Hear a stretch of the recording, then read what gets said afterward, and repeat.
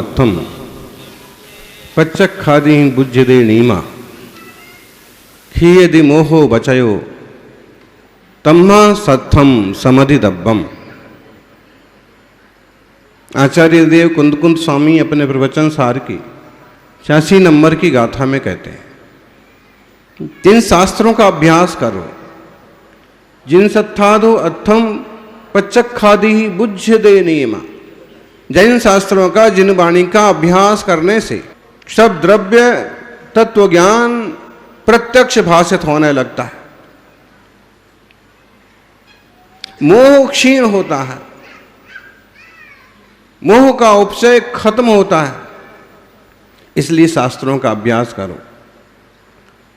विद्वान शास्त्रों का अभ्यास करते हैं इसलिए विद्वान कहलाते हैं, लेकिन शास्त्रों के अभ्यास के साथ साथ जब जो आचरण बन जाते हैं तो वो साधु कहलाते हैं, मुनिराज कहलाते हैं। सौभाग्यशालियों, खुल जाएंगे सभी रास्ते, तू रुकावट से लड़ तो सही। प्राकृत फाउंडेशन के विद्वान भी बैठे हैं, प्राकृत की दिशा में काम करने वाले भी उपस्थित हैं। खुल जाएंगे सभी रास्ते, तू रुकावट से लड़ तो सही, सब कुछ होगा हासिल, तू अपनी जिद पर अड़ तो सही। सब कुछ होगा हासिल, तू अपनी जिद पर अड़ तो सही। जिद पर अड़ जाते हैं तो हासिल कर लेते हैं। आपके बीच में मेयर भी बैठे हुए हैं, गौतम जी, और विधायक धारा सभ्य जिन्हें बोलते हैं कौशिक भाई, और वो विधायक बने कहाँ से? जहां आधे हिंदू हैं, आधे मुसलमान हैं, जैनियों की कोई गिनती नहीं है। लेकिन जब हम किसी दिशा में कोशिश करते हैं तो सफलता भी मिलती है। आज अगर इतनी बढ़िया विद्वत गोष्ठी हो रही है तो कमेटी की तो अपनी भावना, अपनी जगह है, लेकिन विद्वानों का पुरुषार्थ और उत्साह ज़्यादा मायने रखता है। आज सबसे बड़ी दिक्कत इस चीज़ की होती है कि हम मनोबल ही नहीं बना पाते हैं, धैर्य ही नहीं रख पाते हैं। और अभी सुन रहे थे, भैया जी बता रहे थे, कभी कभी थोड़ा सा विरक्त होकर के, निरासक्त होकर के, कोई लाभ ना हो तो भी कुछ ऐसे जरूरी काम कर लेना चाहिए जो समाज के हित में हो, धर्म के हित में हो। कोई शिविर, कोई उद्बोधन, कोई स्वाध्याय, कोई चर्चा, कोई मार्गदर्शन, ऐसा भी हमें हाथ में ले लेना चाहिए कि इससे फिजिकली या आर्थिक रूप से भले कोई लाभ ना हो, लेकिन उसके लंबे दीर्घकालीन लाभ हों, तो समाज के लिए हों, धर्म के लिए हों, नई पीढ़ी के लिए हों।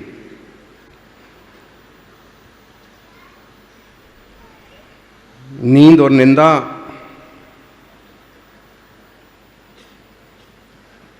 दो गजब की चीजें हैं। नींद भी सबको आती है और निंदा करना भी सबको आती है, लेकिन नींद जीतना भी बहुत कम लोगों को आता है और निंदा सहना भी बहुत कम लोगों को आता है। लेकिन नींद और निंदा पर जो व्यक्ति विजय पा लेता है, उसे आगे बढ़ने से कोई नहीं रोक सकता। निंदा करने वाले लोग भी मिलेंगे, और निंदा उसी की है जो जिंदा है, उसकी निंदा। किसी भी दिशा में आप काम करेंगे, आपकी कमी निकालने वाले मिट जाएंगे, सहयोग करने वाले बहुत कम मिलेंगे, परामर्श देने वाले, सहयोग करके चीज़ें दुरुस्त कराने वाले, टांग खींचने वाले, विकल्प पैदा करने वाले बहुत मिलेंगे। दुनिया है जो आपकी तारीफ करता है, वो आपकी स्थिति देखता है। बाबूजी, ऐसे लोग मिलेंगे ज़्यादातर जो आपकी तारीफ करता है, बड़े पंडित जी हैं, बड़े बाबू जी हैं, विधायक जी हैं, मेयर हैं, सेठ जी हैं, दान करने वाले हैं, अक्सर कर जो ये तो भाई समझ में आ रहा है, जो आपकी तारीफ करता है वो आपकी स्थिति देखता है, लेकिन जो आपकी चिंता करता है वो आपकी परिस्थिति देखता है। तारीफ करने वाले लोग तब तक रहेंगे जब तक आपकी कोई स्थिति रहेगी, लेकिन हर परिस्थिति में आपकी चिंता करने वाला व्यक्ति, भले वो तारीफ करे न करे, लेकिन वो चिंता करता है। और वो होते हैं गुरुजन, वो होते हैं माता पिता, वो होते हैं समाज के वडील जन, कि जो भले ज़्यादा प्रदर्शन करें, दिखाएं ना दिखाएं, प्रेम लेकिन चिंता के रूप में रहता है। अपन सभी भी धर्म के लिए, समाज के लिए थोड़ा सा चिंता भी करें, चिंतन भी करें। जिंदगी में अगर किसी में कमी दिखाई दे तो जाकर उससे बात करो।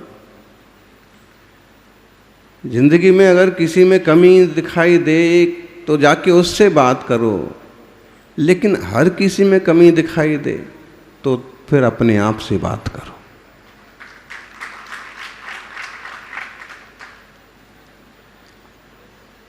दुनिया में दूध का धुला कोई नहीं है, और जो दूध जैसे धुल गए वो संसार से पार हो गए, सिद्ध हो गए, शुद्ध हो गए। अट्ठवी अकम वीला सीधी भूदा निरंजना निच्चा अठ गुणा किज किच्चा लोयग निवासिनो सिद्धा। सिद्ध भी पहले औदिक भाव वाले थे ज्ञानी। सिद्धों का भी भूतकाल देखो तो वो भी अपने जैसे राग देश मोह करते होंगे, विकल्प करते होंगे, लेकिन जब तक वो राग दोष मोह विकल्प करते रहे तब तक त्रियंच पर्याय मिली होगी, तब तक पशु पर्याय, मनुष्य पर्याय, नरक पर्याय, देवगति, ये सब चीजें मिली होंगी। लेकिन जिस दिन उन्होंने राग द्वेष मोह को जीता, संकल्प विकल्प को शून्य किया, उसी दिन से उन्होंने मोक्ष मार्ग को पा लिया। सम्मत दंसन नाण चरिताणी मुख मग्गोती जिणा वैंती। सम्य दर्शन ज्ञान चारित्राणी मोक्ष मार्ग। और इस सम्य दर्शन ज्ञान चारित्र कहीं बाहर से नहीं आना है।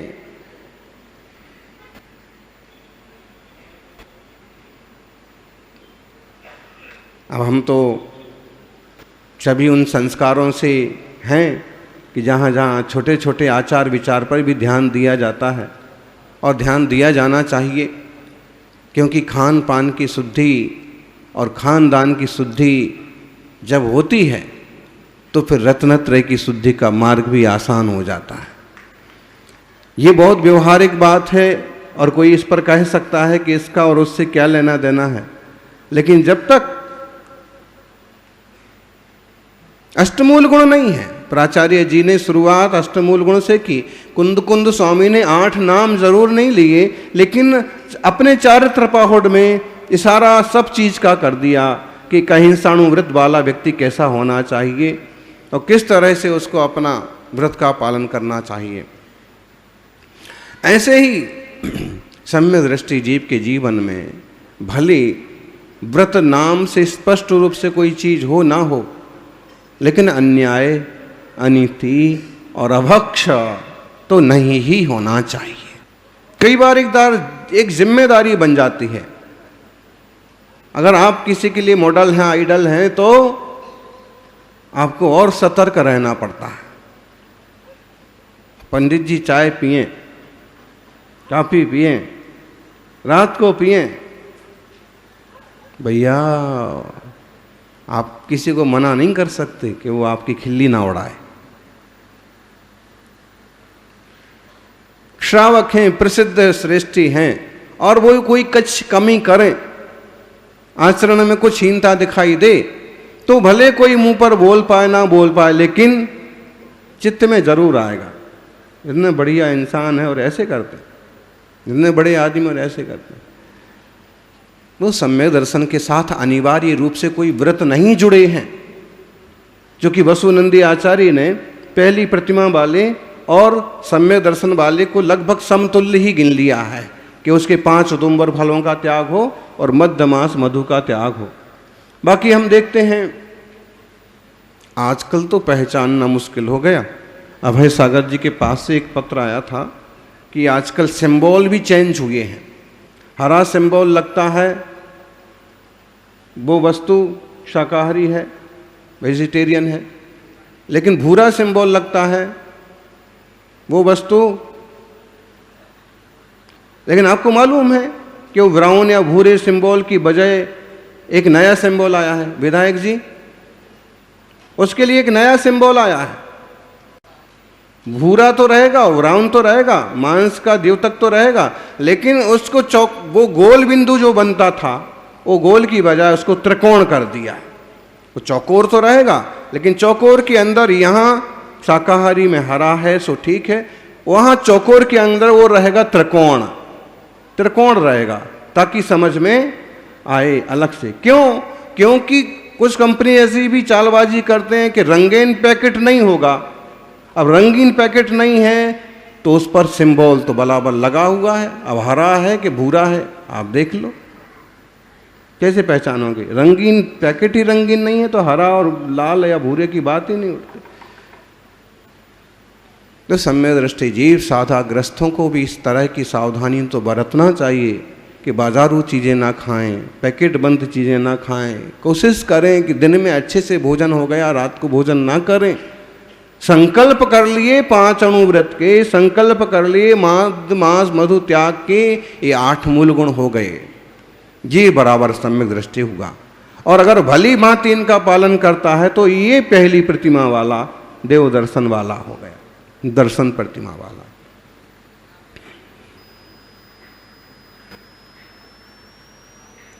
कुछ जिम्मेदारियां जब आप किसी पद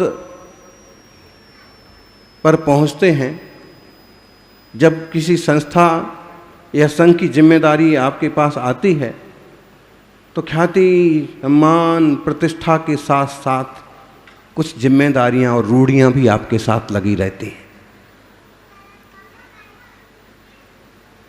और उन्हें भी लेके वो निभा के चलना पड़ता है। ऐसे ही जब आप किसी ओहदे तक पहुंचते हैं तो उसके साथ साथ कुछ चीज़ें आपके साथ ऐसे जुड़ जाती हैं कि लोग वो अपेक्षा करते हैं कि आप में वो चीज़ें होना चाहिए। अगर आप साधु हैं तो लोग ये अपेक्षा करेंगे कि महाराज जी गाली नहीं देंगे, गधा कुत्ता सुअर नहीं बोलेंगे। अगर आप साधु पिच्छीधारी मुनिराज हैं तो लोग अपेक्षा करेंगे कि इनकी भाषा समिति है, यह हमें सरेआम नहीं फटकारेंगे। ये मुनिराज हैं, ये रात को नहीं चलेंगे, ये रात को मंच पर नहीं बैठेंगे। मुनिराज हैं, बिना देखे नहीं चलेंगे। वो अपेक्षाएं एक तो मूल गुण हैं, दूसरी समाज की या आम जन की अपेक्षाएं जुड़ जाती हैं। संत हैं तो वो नहीं जानते हैं आदिवासी बंधु, पटेल बंधु, लेकिन संत आएंगे, मुनि आएंगे और यही सोच करके अपना घर तक खाली कर देते हैं। तो श्रद्धा भी इतनी बड़ी जुड़ती है तो अपेक्षाएं भी जुड़ती हैं कि वो चोरी नहीं करते होंगे, वो कुछ उठाई धरी नहीं करते होंगे, वो शील संयम का पालन करते होंगे, घर में बहू बेटी सब रही आए। माने विश्वास और श्रद्धा के साथ साथ अपेक्षाएं भी जो जिस ग्रेड में हैं, जिस भूमिका में हैं, उससे रखी जाती हैं। ऐसे ही विद्वत वर्ग से भी लोग अपेक्षाएं रखते हैं, और अपन सभी विद्वत वर्ग भी इस तरह से चिंतनशील रहें कि कभी अवसर मिलता है बड़े आयोजनों का, गोष्ठियों का, शिविरों का, तो देव दर्शन अनिवार्य हो। अनुकूलता हो तो पूजन अभिषेक संक्षेप में हो, अनिवार्य हो। रात्रि भोजन, जल त्याग जैसी चीज की भी सावधानी बरती जावे। संसारी जनों को ये समझ में आता है कि रुपया पैसा ही सब कुछ चीज है। वो अपनी जगह ठीक है, लेकिन व्यवहारों की भी कीमत होती है, आत्मीयता की भी कीमत होती है। कई बार जिस चीज पर अमीर लोग साथ नहीं दे पाते हैं, गरीब लोग आपके साथ खड़े हो जाते हैं। इसलिए हर चीज को हम गांधी छाप से ना तौलें। लगता जरूर है, बोले पैसे के बिना कुछ नहीं होता है, लेकिन आत्मीयता ना हो, व्यवहार ना हो, अपनापन ना हो और रुपया ही रुपया हो तो भी किस काम का। आचार विचार ना हो। रुपया अपनी जगह जरूरी है, धन अपनी जगह जरूरी है, और धन से भी जो श्रेष्ठतम चीज है ध्यान, वो उससे भी ज्यादा जरूरी है। धन से जीवन में सुख के साधन आते हैं और ध्यान से शांति का अवतार होता है। जिनके नाम लेने से ऐसी विशुद्धि बढ़ती है, उनके जैसे स्वरूप का अगर ध्यान किया जाए, स्वरूप में रमा जाए, तो कैसा आनंद होगा। सौभाग्यशालियों, हम इस बात से सहमत हैं कि श्रावक जनों को कोशिश करना चाहिए कि वे चाय काफ़ी जैसी चीज़ से भी बचें। गुटखा तम्बाकू भी छोड़ दिया है तो जो पुड़िया फाड़ के खाई जाती है, सौंफ सुपारी, उससे भी बचें। लोगों की नज़र में ये आता है, शराबी की दुकान पर खड़े होकर के आप दूध भी पिएंगे तो लोगों की नज़र में क्या आएगा। बहुत जिम्मेदारी है श्रावक की भी, विद्वानों की भी। मुनिराजों का तो दिख ही रहा है, सफेद कपड़ा है, जरा सा धब्बा लगेगा तो दूर से दिखेगा। ऐसे दूसरी एक बात आई थी, ये बात हमने 1999 चतुर्मास में शीतलचंद जी भी आए थे बनारस में, और दुर्लभ, अति दुर्लभ, महादुर्लभ, इन शब्दों पर बढ़िया व्याख्या संपन्न हुई थी। और पूरा प्रवचन हमको आज तक याद है, गुरु महाराज ने जो कहा था वो भी याद है। लेकिन उसी चतुर्मास में सर्वदर्शनाचार्य उदयचंद जी जैन थे। प्राकृत मनी से, और वो सर्वदर्शनाचार्य उदयचंद जी जैन काफ़ी बुजुर्ग थे। तो एक दिन वो आए और वो चल रहा था इसी भगवान पार्श्वनाथ के जीवन चरित्र पर विद्वत गोष्ठी। उसका नाम शायद प्राचीन संस्कृति और पुरातत्व में पार्श्वनाथ भगवान, फूलचंद प्रेमी, सुदर्शन लाल जी, कमलेश जी, इस तरह के विद्वान। तो उदयचंद जी ने तब कहा था ये वाला विषय कि जुगु नागो धरणो धरा धर्म विराग संध्या तड़दम बुधो यथा